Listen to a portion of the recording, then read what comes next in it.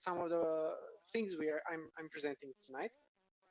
My name is Gabriel Budrescu. I'm product owner at Best Value, Symfony Bucharest Symfony Meetup co-organizer together with Christy. Serious enthusiast, as you will probably see in the next slides, and programming in my spare time.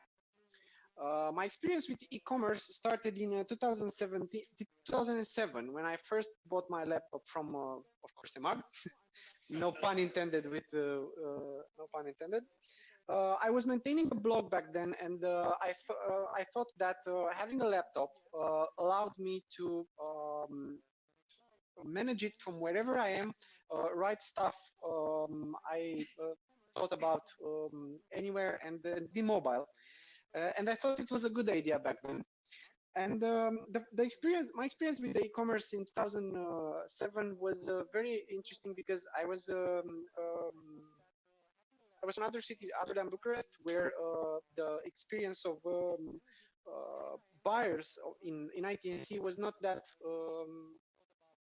wide. We didn't have many options. So I was able to research for almost a month and find the perfect fit for my needs. And this was much more interesting than e-commerce, than online advertising. And yeah, this led to another step of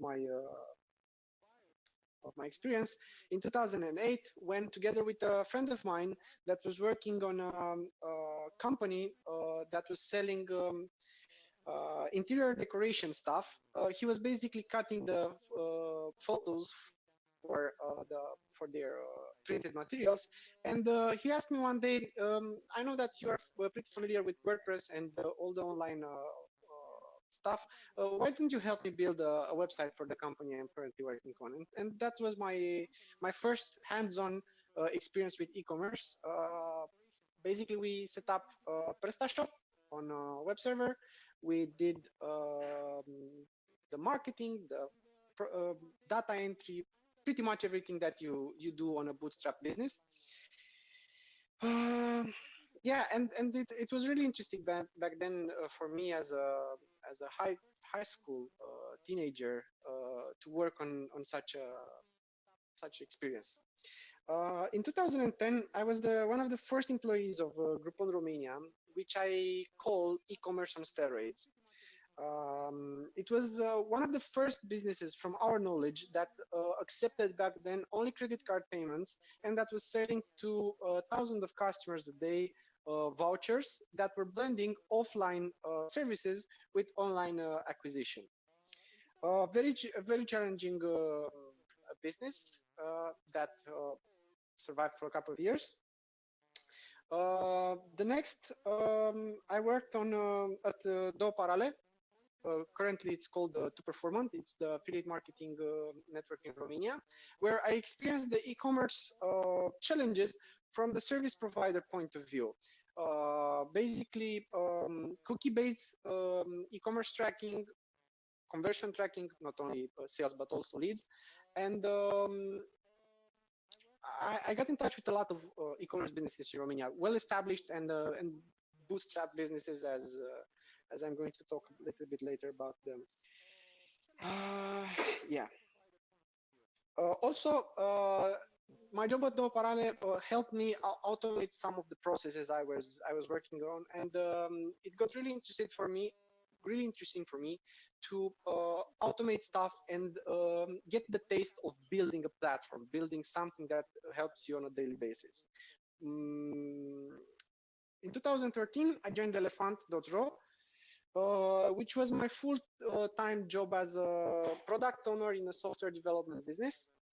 The development team was using PHP and especially Symfony as their main framework for the newly developed projects we were doing back then. Most of the projects I wrote as a product owner were implemented by using this framework, which also helped me discover Symfony and play a little bit with it in my spare time to better understand the challenges my colleagues were experiencing.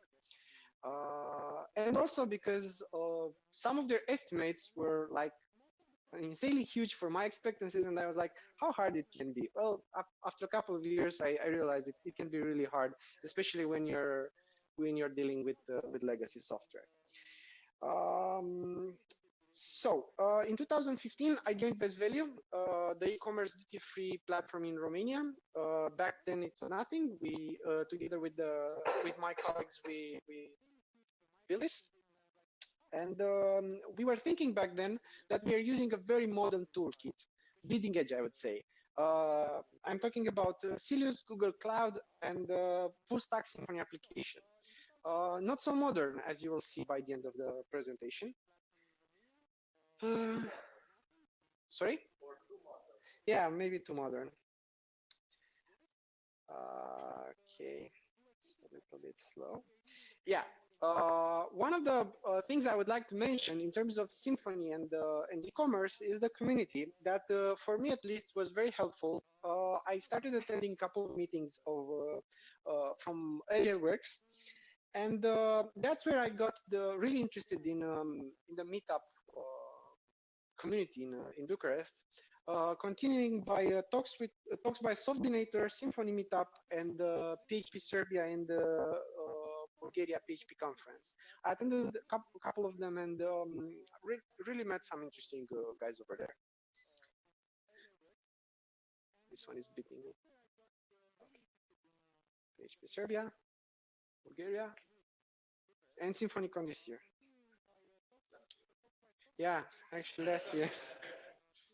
I'm still lagging behind. In 2017, as Christy told you, I started co-organizing this meetup because I wanted to use the power of community to better understand the challenges of our daily routine and to learn from each other, because very often it happens to me to be in the situation when we have to implement something that feels like we are reinventing the wheel. And that's how I end up asking myself every time I have to do something, wasn't this built already? Isn't there a solution already for that? And to my surprise, for many of the challenges of an e-commerce business, there are already solutions or hints for how to approach something that you have to do. Basically, this is what I'm going to talk to you about today, with a big focus on Silius, as I told you, because this is a very highly opinionated meetup. Yeah, this is a graph from ARMO, which is the Romanian Association of Online Shops, that's showing how this industry grew in the last 10 years. Basically, we're talking about a 10-time growth during less than 10 years time span, which is a lot, and does not show any sign of slowing down. Thank you, Emag, I would say. And although, in my opinion, there are two types of businesses. There are either we are talking about pure online businesses, bootstrapped, and that have online in their DNA. I would characterize them as young businesses, because if you're talking about a business in terms of 1, 2, 3, 5 years, in my opinion, it's a young business. From what I've seen, they are open to new technologies, and that would be interesting for you as programmers to work for for an online company. They are pretty flexible in their requirements, because sometimes they don't know what they need, and they can adapt based on the feedback they receive. We're talking about usually high tempo businesses that it's not unusual for them to grow 10 times year over year. In my opinion, online businesses are data driven, because that could be a side effect of lack of funding. Without some notable exceptions, online businesses are usually bootstrap businesses that don't have an investment fund behind it, and they are not staying on a big pile of cash. There are many of them. They are very courageous in their approach. Some of them want to be the next Amazon in Romania. Some of them already are. A big challenge for Amazon around here. And some really become well-established brands with a high presence in offline, Elephant.ro being one of them. The downside, as I was saying, of purely online businesses is that sometimes they are running pretty low on cash, especially those who don't have, who are not backed by investment funds. From what I've seen, they have pretty low experience with logistics and business processes in general. This leads to a situation where they don't know what they don't know, and they have to learn it by doing it, which affects heavily how the platform is being developed and has a big impact on the programming side. And yeah, as I was saying, without some exceptions, we're talking about low volume businesses that have less than 1,000 of orders a day. Some of the examples here of the businesses that, from my research, started online and became well-established businesses. Yeah, offline, that went online, I would characterize them as deep-pocketed. Usually they have an offline business that is working and it's financing the operations of an entire business, and online is just a department. They have good suppliers, so they don't have to worry about what merchandise they are going to sell. They are well-known brands. As you can see here, I selected a couple of examples, and they have big teams, but for the entire company, not necessarily for the online department. So if you're thinking to join an offline retailer that is going online, you should expect a big company, and that brings to the table usually, in terms of IT, two possible situations. They either have a lot of legacy infrastructure, or they don't have IT at all. I remember a funny story from a friend of mine that was working for a big company that wanted to go online, that were maintaining the relationship with their over 100 suppliers via email and Excel files, because they were buying products only a couple of times a year, and they did not require that. Well, online is a different ballgame. They have a hard time to understand this world. They usually, it's going to affect them. And although they are, I would say they are deep pocket, they're not always willing on spending money on online infrastructure or online. There was a saying a couple of 10 or 15 years ago that online is cheap, is not that expensive. Well, I wouldn't say that nowadays, especially after all these new technologies we're handling today. Yeah. So, whenever I'm thinking about the business, I analyze it through the. I analyze it by thinking about the year it started. I started doing that because after a long time of personal frustration, while thinking about why on earth are we doing something, or why on earth we aren't doing something. And I started realizing that the year the business was started is heavily influencing how that business grew and the mentalities in that company. Now, let's all imagine how it would be to start an e-commerce business in 2006. Think it from the programmer point of view, from the PHP point of view, from the operating system point of view. Do you remember 2006? Yeah. Yeah. Yeah, exactly. Well, in terms of PHP, there was no namespacing, no composer, and not even GitHub. GitHub, no, in 2006, there were objects. There were objects because in 2006, it was the year when PDO was launched. But was something new, as it was the JSON support.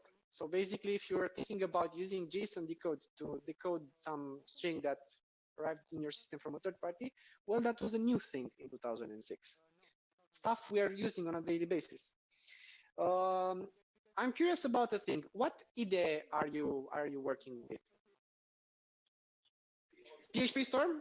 Can you raise a hand if you're using PHP Storm? No, PHP Storm was not available in 2006. It was 3 years. It was 3 years from 2006 when it was launched. Yeah, yeah.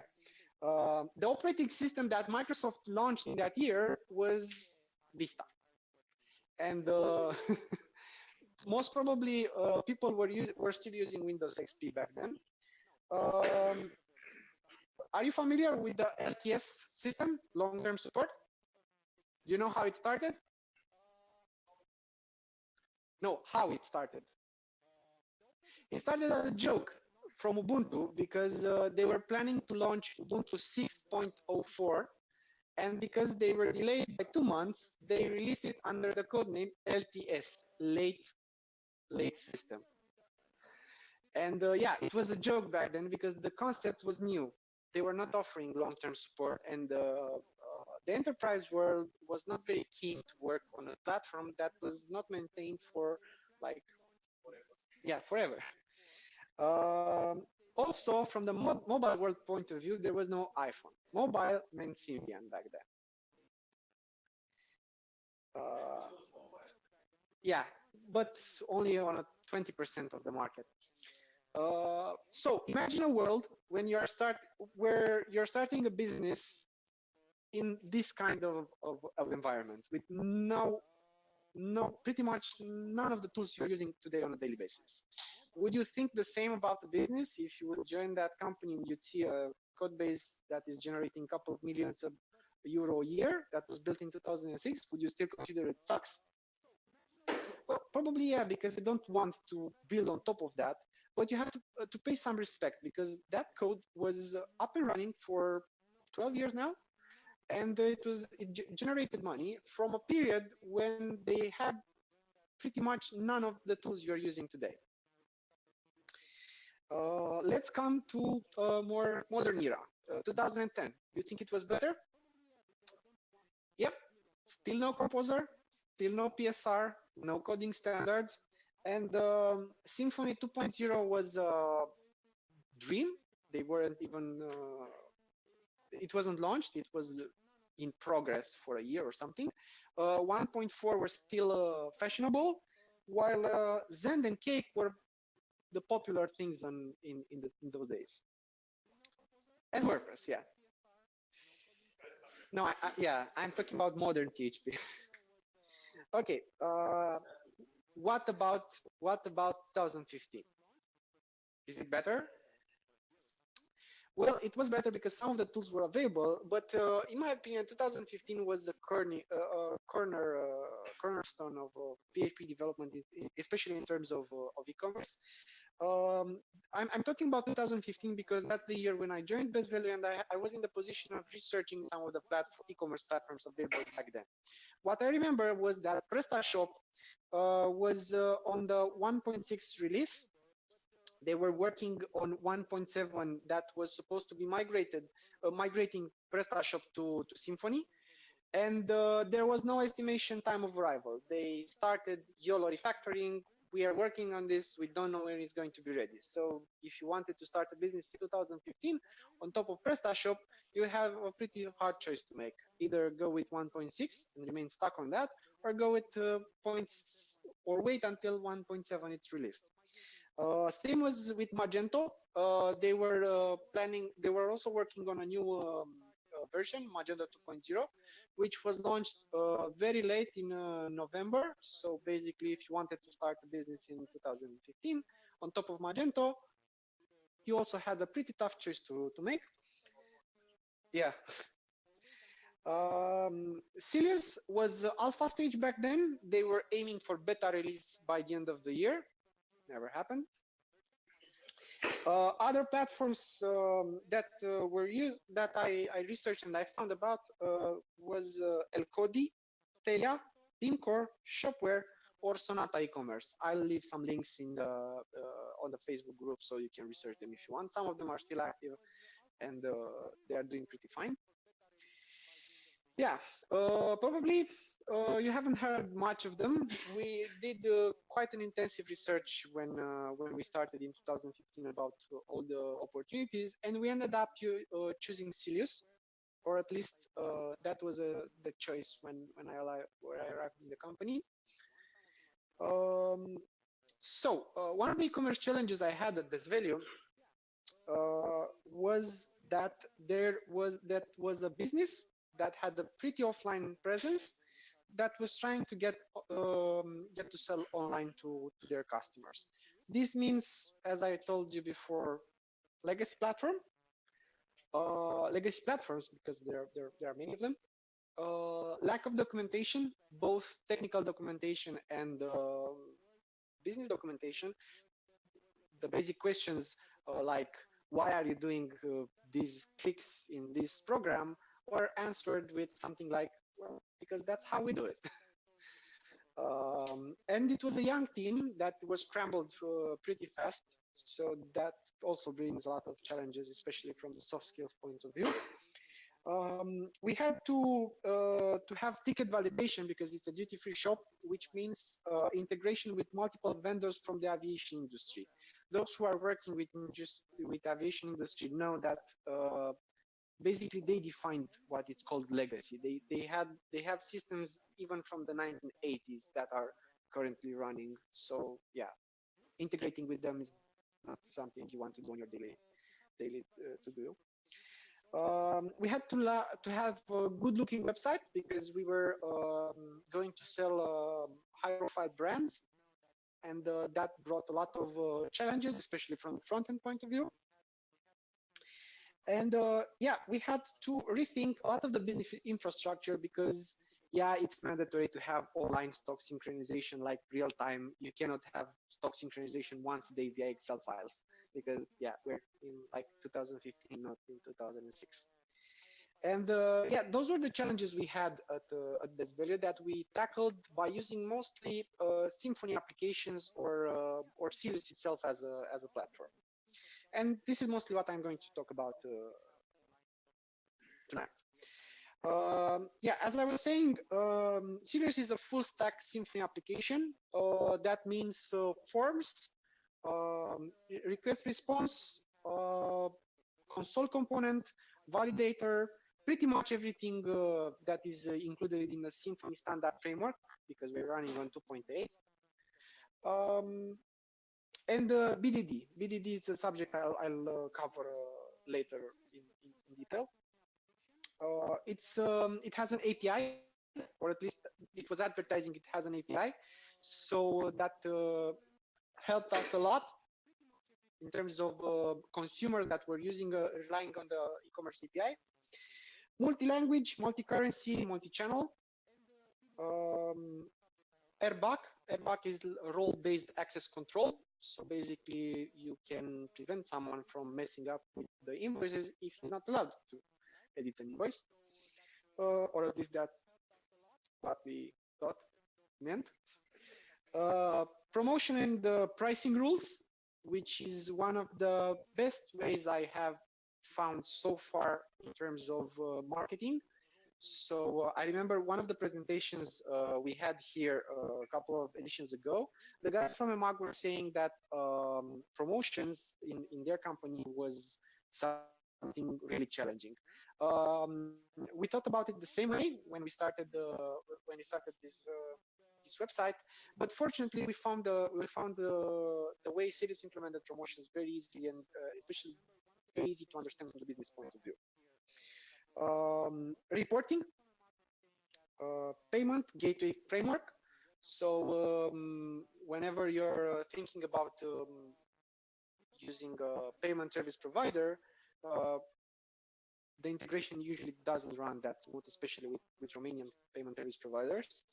Well, we had a framework that abstracted a lot of the logic. Taxonomies, meaning multiple category trees.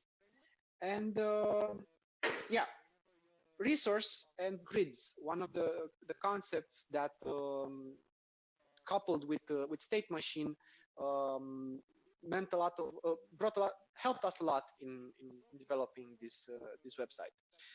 Whenever I'm talking about a resource, you should think about it in terms of an entity from doctrine point of view that has abstraction layer for create, read, update, delete operations that allows you to have a fully functional UI and API based entirely on configuration.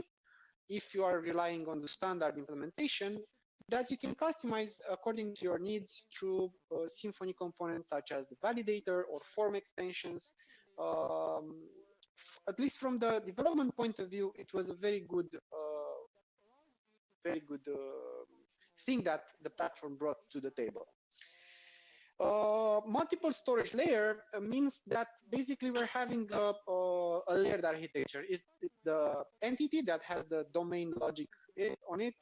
Below it, there's the resource bundle that configures how the customer is interacting with that domain level entity. And there's the infrastructure that doesn't matter. It doesn't matter if it's MySQL, it doesn't matter if it's Mongo or Elasticsearch or even in memory, if you're talking about testing. And archetypes. Archetypes or product families is the concept that allows you to create a product that has the attributes already assigned to it so that content management can just come and fill in the empty spaces. This was something that was very easy to sell to the business. And we were very happy about that. How many of the previous lines do you think they were real as they were advertised? I won't be covering it much. Well, long story made short, the report was a resource configured based on some predefined options that was able to provide anyone customizable reports. So basically, you defined the fetcher in code. You define the fetcher, meaning you fetch order data, customer data, product data, whatever data you mean, and you configured the renderer. If you want to render it as a table, as a pie chart, or whatever else. And everything else was configurable from the user interface point of view. Okay, going back to our question, to my question, how many do you think there were real?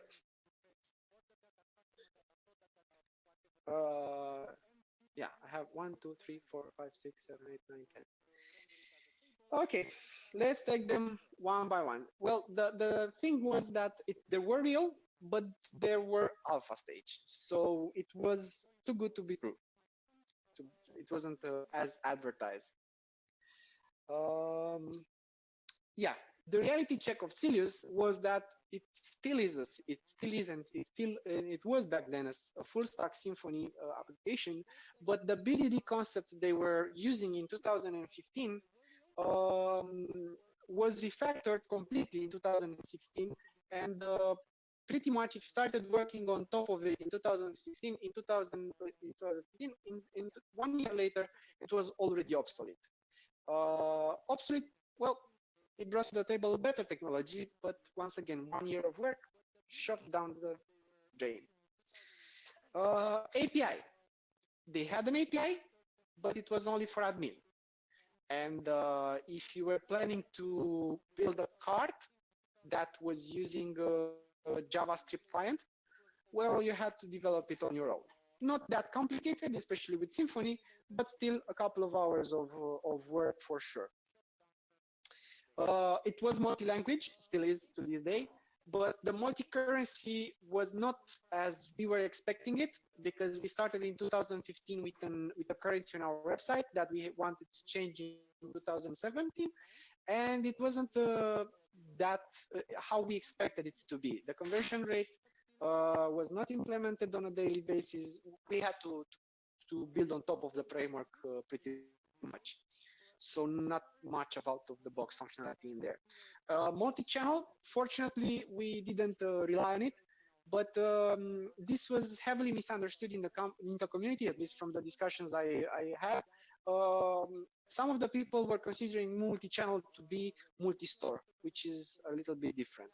So basically, you cannot build software as a service application on top of Cilius by using multi-channels, because customers are global, they are not per channel. Role-based access control was removed from the core. It's still removed as we speak. Fortunately, there's Symfony with their security bundle and everything that comes with it that makes your life easier. But the platform itself is no longer providing that kind of stuff. Most probably, it will come back in the future as a plugin, because the platform evolved in such a way that allows you to hook better into their internals to create such functionalities from the community point of view. Promotions and pricing rules were very alpha back then, and although the concept was great, the implementation lacked some of the features we required, and we had to build on top of it. Reporting, as I was saying, is the same as role-based access control. It was removed from core, and it will probably come back as a plugin. Payment gateway framework, fortunately, stayed, and it still is part of the platform today, and it helps you to work with objects in terms of implementing a payment service provider. So we're no longer talking. If you have worked with payment service providers in Romania, you know that they are usually relying on arrays and functions that sometimes from version to version of PHP they change. The payment gateway framework I'm talking about, it's Payum, and it's still integrated nowadays in the platform. It matured, and it helped us. Taxonomies are still there, and they are doing a great job for us. Resources, once again, it was rewritten in a much better way. It's no longer relying on doctrine events, which was as far as I remember, it was back in those days. And the multi-storage layers that we're thinking about they should be easy to implement. It wasn't that easy, but fortunately we managed to make it happen. Although it's a 100% customized solution that we built only for ourselves, although the initial plan was to open source it. And no archetypes, because Cilius decided at a certain point that they want to focus on providing a platform for the website, not a platform for the entire e-commerce business, which is a great decision from the business point of view, but a bit challenging from the technical point of view, because we just realized that we cannot rely on it to do everything for us. The good thing about Cilius in 2015 is that deep down it was just a plain Symfony application, so nothing fancy. So if you had previous experience with Symfony, you could jump in and work with it without any problems. Although they factored a lot of their architecture, it was still decoupled and working in a way that helped us a lot to scale and build on top of it. Many features were inspired by SpreeCommerce, SpreeCommerce being a Ruby-based e-commerce platform that is quite old, but that has a very nice concept of promotion, stock management, and taxonomies. Very good separation of concerns. You won't see any business logic in controllers or business calculations in views. I'm sure that everybody says we are not doing that. They had to do it something like that at a certain point in their programming career. Yeah, they had a very big push for documenting, mostly through behavior-driven development. And since then, it evolved in a very nice way. It matured, and last year it was released the stable version that has a long-term support promise of 3 years, if I remember correctly. 3 years for security updates and 18 months for features. Yeah, the ecosystem, although it has pretty, it has some years behind, as you can remember from the one of the first slides, it's still young. So if you're planning to start a business today, although you have a lot of tools that you didn't have in 2006, you should expect to evolve in a much faster pace than you as a lone developer, let's say, can keep up with. So yeah, we're talking about we're still talking about a young ecosystem in terms of Sirius and PHP and everything. Yeah, talking about the challenges we solved is faceted search and taxon navigation. Whenever you're searching for a product and you're using attributes, you're talking about facets. And with Elasticsearch and post-elastic bundle, we were able to build this navigation in a way that I was able to attend. I will brag about this. I was able to attend SymfonyCon during Black Friday. Some of other developers working in other companies were not able. Well, we weren't afraid of Black Friday because of Symfony and the architecture based on Elasticsearch.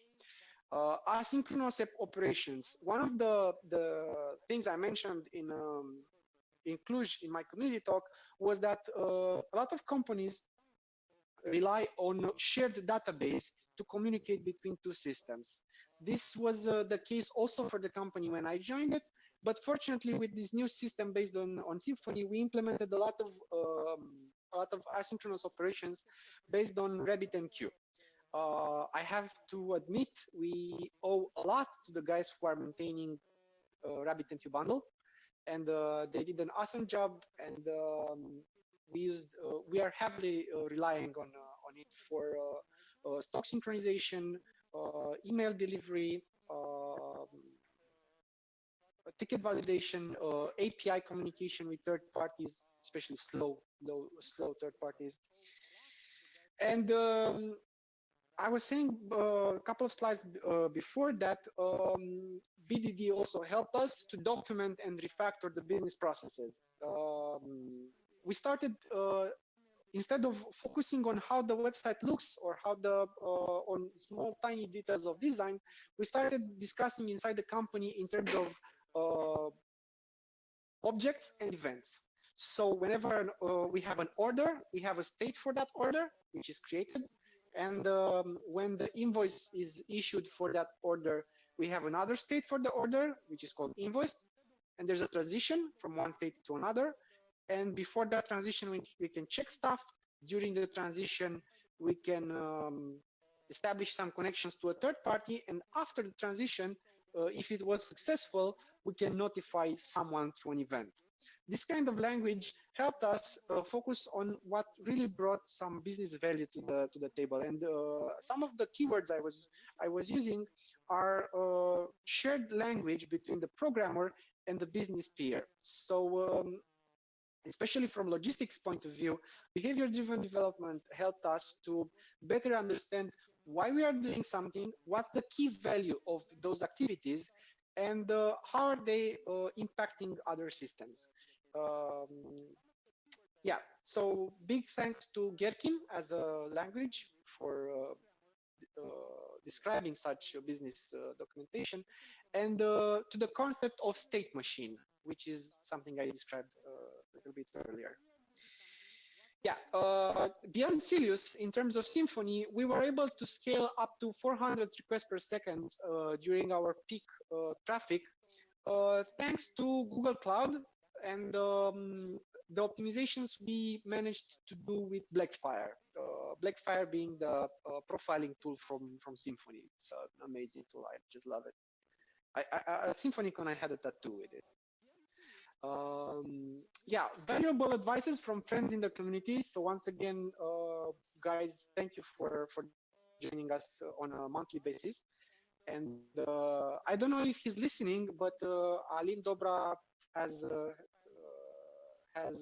helped us a lot with the challenges we had beyond Sirius in terms of Symfony. and previous developer experience efforts. I mean, having a continuous delivery pipeline that allows you to deploy very fast changes to your application really helped us, and we wouldn't have been able to do that without Symfony.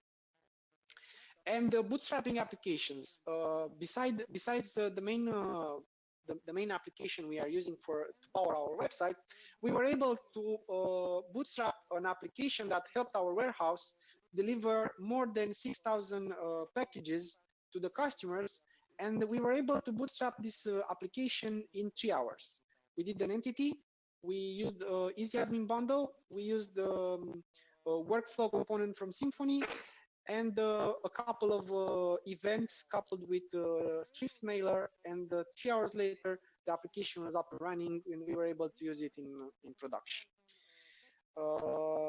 Yeah, and Guzzle, big kudos to Guzzle, because it helped us to connect to the API of Funcourier. Probably who works in e-commerce and did the integration with Funcourier, they know, they have a challenging API. Yeah, but still, it's a young ecosystem that has to mature in the coming years, and you should not expect things to be working out of the box. You still have to work. Probably in terms of 10 years, things will be better, but probably they said the same in 2006, and you know, it is how it is. Future challenges we are going to have is to support the business growth at the high tempo pace I was talking about, improve our stability and agility, because yeah, you cannot stay like that. The industry is growing too fast to remain the same. Continue to improve business processes of our company using one of the tools I earlier described. We're going to try Symfony Flex for other applications beside our main website, and we are going to contribute to the community. Together with some guys from the Sirius Slack channel, we started the GitHub repository called Friends of Sirius, which is gathering a list of plugins that you can plug and play in the platform. We also have contributors from Romania, which we have to thank for their work. Fortunately, Ahmed was not able to attend this meetup today, but he built a plugin for promotions that allows you to create any kind of promotions on top of the catalog of products. So basically, if you want to decide tomorrow from 10 to 10:30, all the products from the category pizza is 50% discount. You go in admin, you configure it like that, and tomorrow between that hour and that hour, you'll have that on your website. And this is a plugin that was developed by the, I would say, Silius community in Romania. Yeah, and one of the things we want to do is move away from the one app to rule them all. There's no such thing, as some of the businesses in Romania already started to do. I'm thinking about EMAG especially, because they have a very strong background in separating their monolith into multiple applications. We want to use the same mentality, and Symfony once again comes to rescue with some applications that are solving some key business challenges in terms of e-commerce. And I'm going to talk a little bit about Symfony e-commerce and what's more beside Silius. One of the tools is Akineo. Akineo is a product information management system.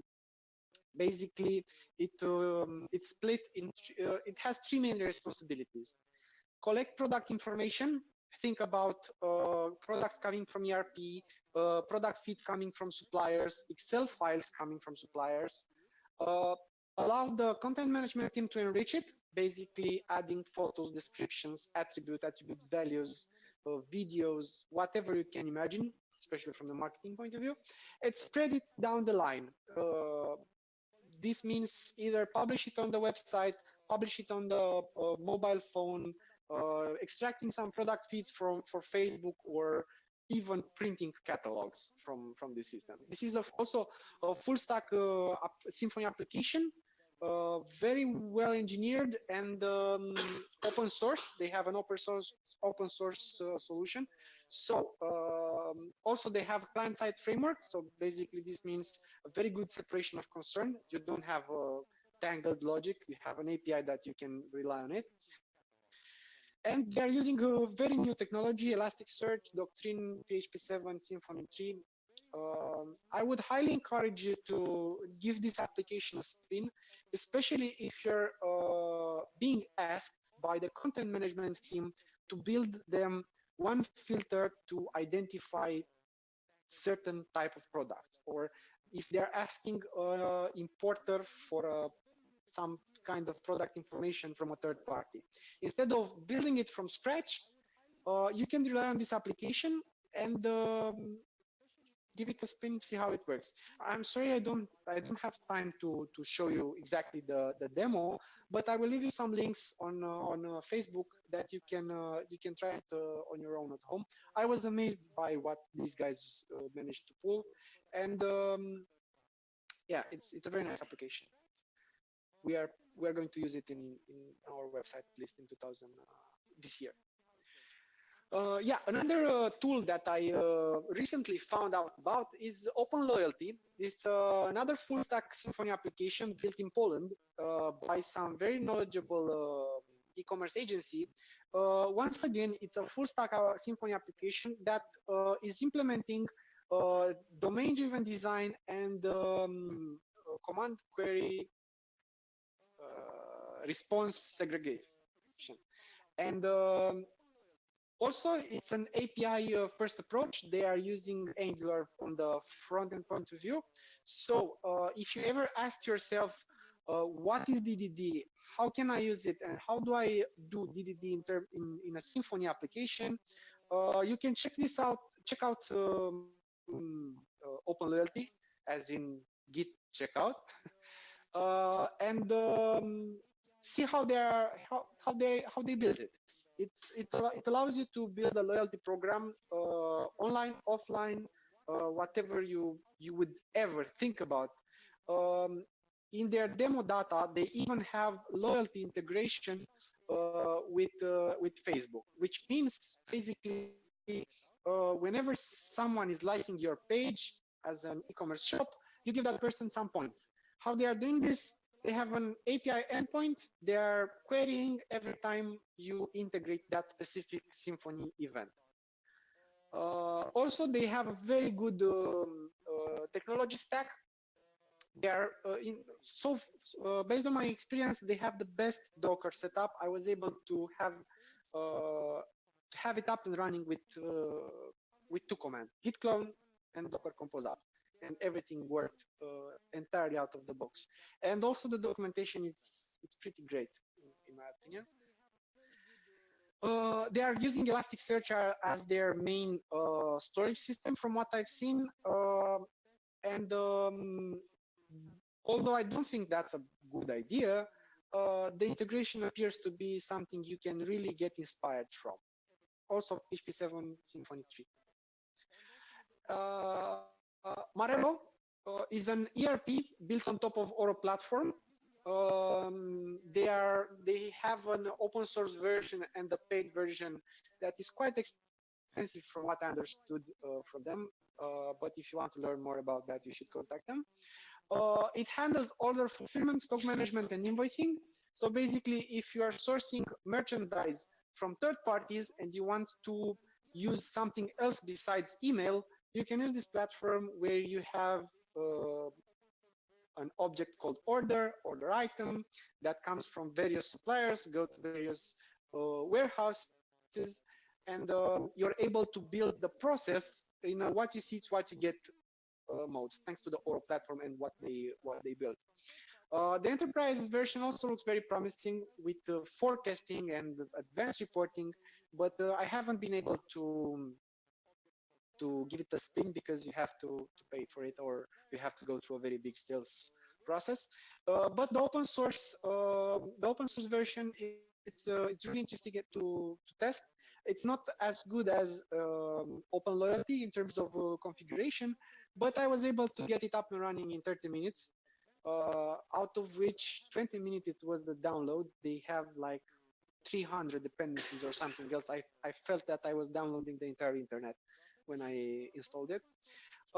It relies heavily on entities, grids, workflows, and state machines, which makes it very easy from the business point of view to configure. And being a full stack Symfony application, I have the feeling that it's pretty nice to work with as a developer. And CMS. Well, this is a one of the reasons I told in the beginning of the presentation. This will be a highly opinionated presentation. In my opinion, in the Symfony world, WordPress plus Visual Composer have almost no competition. I mean, what you are able to do with Visual Composer in terms of time to market is really amazing. I feel pity for the guys who had who have to hack into Visual Composer on a daily basis as their job, because to be honest, I don't understand how that code can work. That's just me. In Symfony, there are some alternatives that appeared. Sulu CMS, Bold CMS, Hussman bundles, or PageKit, or all alternatives that were that started a couple of years ago, such as Drupal or Publish, that slowly started to migrate themselves to Symfony. Sorry?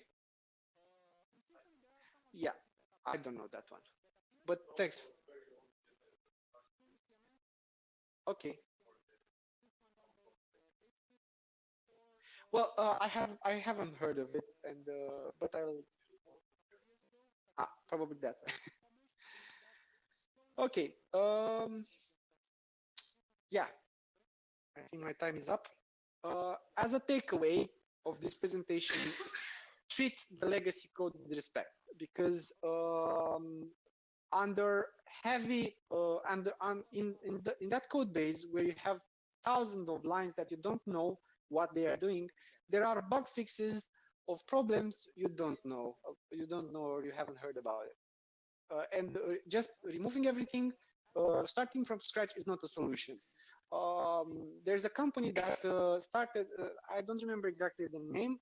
They went bankrupt in less than 1 year because they moved from an old ERP to a new ERP in less than a year, and they didn't pay that much respect to their legacy that was powering their business back then. So treat legacy code with respect, because it's valuable. It's bringing money to the table.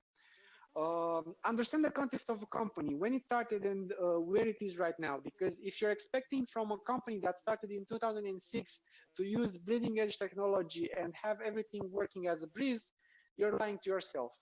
And it will bring a lot of frustration to you, especially as a programmer, if you're expecting that from the company you're working for. Do your research before starting to code, and don't try to reinvent the wheel, because the wheel already exists, it's round, it works, and it's a proven concept. Single responsibility should also apply for applications. Let an application do one thing and one thing only. Don't try to build an ERP on top of a website, or don't try to build a warehouse management system on top of an ERP. 2007 was a good year to start a new e-commerce business. Sirius at least went stable. Magento also matured. PrestaShop was launched, although the community is very outraged with the Symfony implementation. It slowly starts to go better. In my opinion, 2018 will be better, and I think the best year will be 2030. Sorry, but that's too late. So if you are planning to start a business, don't wait until that year to be the perfect year to start the business. Do it now, but treat the ecosystem with respect. It's still young, and it will probably be forever like that. Yeah. Questions. Unfortunately, we don't have time for questions because pizza is here. But the link is available back there, and you'll find me on Twitter, on GitHub, on email, and also on the Facebook group of Symfony Bucharest Meetup. That's it. See you next time, guys. Waiting for you here.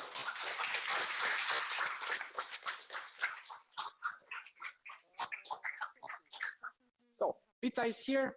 We have like 10 minutes of break, and afterwards Bogdan will talk with us about e-commerce data collection.